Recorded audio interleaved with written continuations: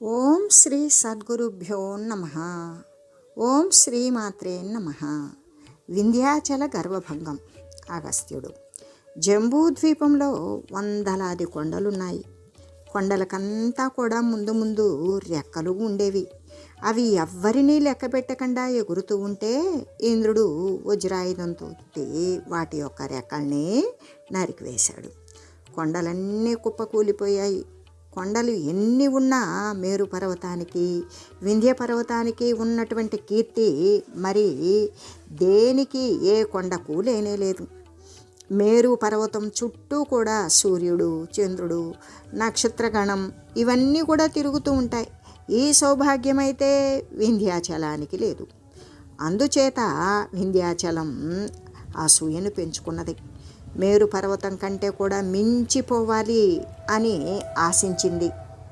తన కోరిక ప్రకారం క్రమంగా పెరగడం మొదలుపెట్టింది. ఈ కారణం చేత గ్రహాలన్నీ కూడా గతులు తప్పాయి.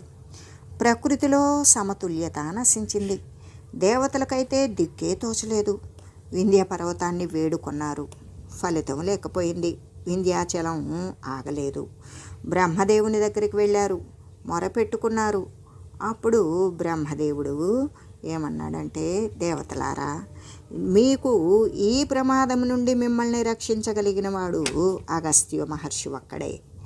ఆ మహర్షి గంగా తీరంలో కాశీ విశ్వేశ్వర సన్నిధానానికి క్రోసెడు దూరంలో ఉన్నాడు. ఆయన అక్కడ తపస్సు చేసుకుంటూ ఉన్నాడు. నా మాటగా చెప్పండి, అతన్ని ప్రార్థించండి అన్నాడు. దేవతలు అందరూ కూడా బ్రహ్మదేవునికి నమస్కరించి వెళ్ళి అగస్త్యుని యొక్క ఆశ్రమాన్ని చేరుకున్నారు. అగస్త్య మహర్షి దంపతులకు నమస్కరించారు. ఓ ముని చంద్రమా, నీవు ప్రణయ స్వరూపుడివి, ఆమె అయితే వేద విద్య. నీవు తపోమూర్తివి అయితే ఈ సాధ్వి శాంతి. నీవు ఫలమైతే ఆమె సత్క్రియ. నీవు సూర్యుడివే అయితే ఈమె చైతన్య లక్ష్మి. నీలో బ్రహ్మ తేజము, ఆమెలో పతివ్రత తేజము. ఈ మీ యొక్క ఉభయ తేజపుంజాలు కూడా సర్వ జగత్తుకి కూడా క్షేమమే కలిగిస్తూ ఉన్నది అని వారిని కీర్తిస్తూ, ఇంకా కూడా వింధ్య పర్వతం యొక్క విజృంభణాన్ని, అధిగమించి పెరిగిపోవడాన్ని, బ్రహ్మదేవుని యొక్క ఆదేశాన్ని సమస్తము వివరించారు అగస్త్య మహర్షితో. ఆ తర్వాత కొంతసేపు ఉండి వాళ్ళు వెళ్ళిపోయారు. దేవతలు నిష్క్రమించిన తర్వాత అగస్త్య మహర్షి తన భార్య అయిన లోపాముద్రతో ఇలా అంటూ ఉన్నాడు. సాధ్వి, కాశీలో కలకాలం జీవించాలి అని కలలు కన్నాము. విశ్వనాథుణ్ణి సేవిస్తూ తరించిపోదాము అని ఇక్కడే ఆశ్రమాన్ని ఏర్పాటు కూడా చేసుకున్నాము. అయితే ఆబోతుల మధ్య పెయ్యదోడలాగా మిగిలిపోయాను. ఇటు దైవకార్యము, అటు బ్రహ్మదేవుని ఆదేశము. వారణాసిని వదలక తప్పేటట్లు లేదు అంటూ కాశీ విశ్వనాథుణ్ణి కడసారి దర్శించుకుందాము అని ఇద్దరూ కలిసి ఆ విశ్వనాథుణ్ణి కడసారి దర్శించి దక్షిణ దిక్కువైపు అడుగుపెట్టాడు. వింధ్యుడు అగస్త్య మహర్షిని దూరం నుండే చూశాడు. అగస్త్య మహర్షికి ఎదురేగాడు. సాష్టాంగ దండ ప్రణామం చేశాడు.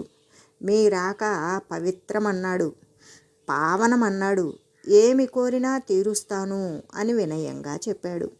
అగస్త్య మహర్షి వింధ్యాచలాన్ని చూశాడు. అంటే పురుష ఆకారంలోని గిరిని చూశాడు. మానవ ఆకారంలో ఉన్నటువంటి కొండను చూశాడు. దేవతల కోరిక చెప్పడమా, లేదా బ్రహ్మదేవుని ఆదేశం చెప్పడమా, లేదా మేరు పర్వతంతో విరోధం తగదు అని హెచ్చరించడమా అని చాలాసేపు ఆలోచన చేశాడు. చివరకు ఏమన్నాడంటే, ఓ పర్వతరాజమా, నేను మహర్షిని, పైగా ఇంకా శివభక్తుణ్ణి. నేను దక్షిణ దేశ తీర్థయాత్ర చేయాలి అని అనుకుంటూ ఉన్నాను. నీవు చూద్దామా, చాలా ఉన్నతుడివి. నీ శిఖరాలు ఆకాశాన్నే అంటుతూ ఉన్నాయి. ఈ కొండలు గుట్టలు దాటడం నాకైతే చేతగాని పని. అందుచేత నేను మరలా వచ్చేదాకా కూడా ఇలాగే ఒదిగి ఉండకూడదు అని కోరాడు. వింధ్యాచలుడు క్షణం ఆలోచన చేశాడు. ఎందుకు కోరుకున్నవాడు అగస్త్య మహర్షి. ఆయన శాపాన్ని ఇవ్వగలడు, అనుగ్రహాన్ని చూపగలిగినటువంటి సర్వసమర్థుడు. తనకు తానై వచ్చి అడిగాడు. అతని కోరికలోనూ న్యాయమున్నది అనిపించింది. ఆ తర్వాత వింధ్యాచలుడు మహర్షితో అంటున్నాడు, నేను మీ సేవకుణ్ణి. మీ కోరిక తీర్చడం నా ప్రథమ కర్తవ్యం. మీరు తీర్థయాత్రలకు కదలండి. మీకు ఎలాంటి శ్రమ లేకుండా ఒదిగి ఉంటాను అన్నాడు. దంపతులు కదిలారు. అగస్త్య మహర్షి లోపాముద్ర. మరలా ఉత్తరం దిక్కువేపుకు కూడా చూడలేదు. అగస్త్యుడు మళ్ళీ రాకపోతాడా అని వింధ్యాచలుడు ఎదురు చూస్తూనే ఉన్నాడు.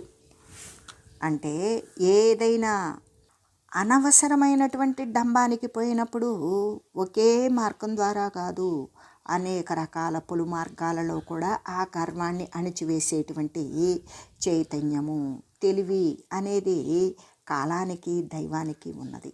ఆ విధంగానే ఆ వింధ్యాచలుని యొక్క గర్వం అణచబడింది అగస్త్య మహర్షి అనే ఆ ఉత్తమ జంట ద్వారా అని తెలియజేస్తూ ఓం తత్సత్.